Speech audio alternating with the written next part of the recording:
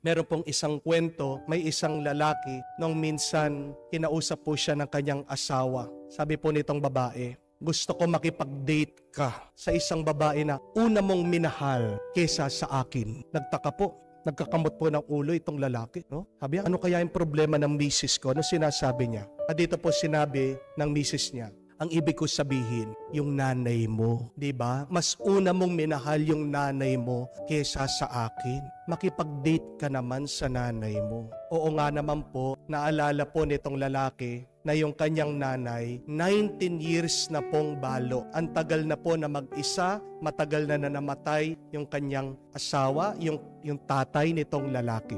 At sabi po ng misis, namimiss ka na ng nanay mo. Nagpuntahan mo naman, lumabas kayo, kumain kayo sa isang restaurant. Kaya naman po, itong lalaki, tinawagan po niya yung kanyang nanay, sabi niya sila po ay magde-date kakain sa isang restaurant. Very excited po yung matanda. At pagdating po nitong lalaki doon sa bahay ng kanyang ina, pagkabukas ng pintuan, napakaganda daw po ng kanyang nanay. Very excited daw po itong matanda dahil napakatagal na nga ng panahon na hindi siya nabisitahan ng kanyang anak. Pumunta po sila sa isang restaurant, kumain sila, nagkwentuhan, at sabi po ng kanyang nanay, "Nak, sa susunod, ako naman yung taya, ha?" Sabi po nitong lalaki, "Opo, Nay, wag po kayong mag-alala." At nung umuwi po sila, hinatid po ng lalaki itong nanay sa kanyang bahay. Alam niyo po anong nangyari? Pagkatapos po ng ilang araw, namatay po yung nanay.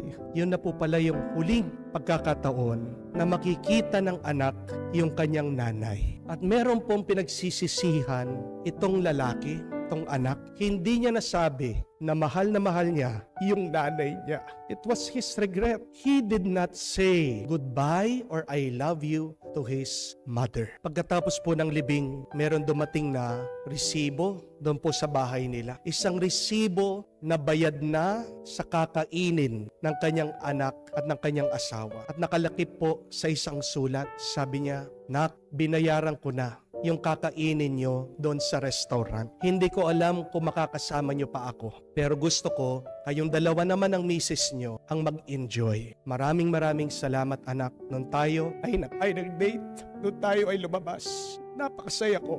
At hindi po ba nakakalungkot na hindi natin masabi na mahal natin ang ating mga nanay, tatay, ang ating mga pamilya.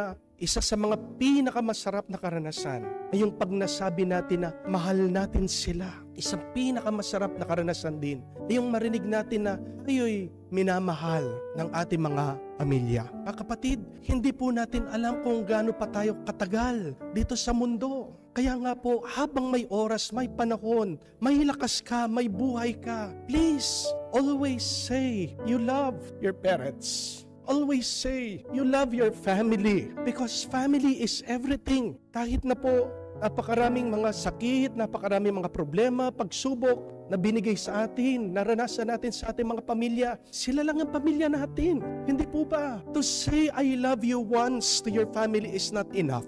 Amen? Hindi po sapat na sabihin nyo, minsan lang, no? Sa isang taon, mahal nyo yung pamilya. Sabihin nyo, palagi, always, bawat oras, text nyo, tawagan nyo yung mga pamilya. Tawagan nyo yung mga magulang. Tawagan nyo yung mga kapatid. Sabihin nyo, mahal nyo sila. Kahit na nag-aaway kayo, baka yan yung maging dahilan para magkaayos kayo muli. Dahil pag sinasabi nyo, mahal nyo sila, yan yung nagsisilbing glue para maging matibay, para manatili kayo sa bawat isa.